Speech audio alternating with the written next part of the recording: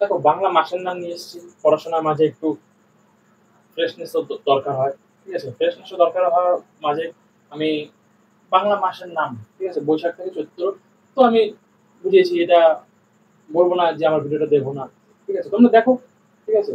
অসুবিধা নেই। তো সবার জন্য এই ভিডিওটা না। পড়াশোনার মাঝেও তো মাঝে, মাঝে একটু রিফ্রেশ হওয়া দরকার।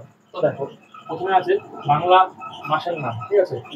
বৈশাখ, জ্যৈষ্ঠ, আষাঢ়, শ্রাবণ, ভাদ্র, আশ্বিন, কার্তিক, অঘ্রাণ, পৌষ, মাঘ, ফাল্গুন ও চৈত্র। দেখো এবার বলি, বৈশাখ মাসে তোমার খুব আকাশ ঘোলা থাকে, ঝড় হয়, বৃষ্টি হয়। জ্যৈষ্ঠ মাসে ধরো আম কাঁঠাল পাকে, আষাঢ় মাসেও সেম আম কাঁঠাল পাকে, ঠিক আছে? শ্রাবণ মাসে আম মহাদেব, হর মহাদেব বাবার বাপ, ঠিক আছে?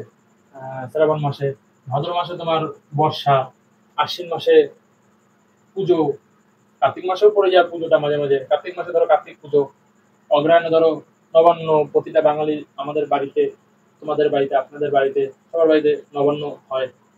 তারপর হচ্ছে পৌষ মাসে খুব শীত, মাঘ মাসেও খুব শীত। কথা আছে না? মাঘের শীত বাঘের গায়ে। ঠিক আছে? তো সেই মাঘ মাসে সেই খুব শীত।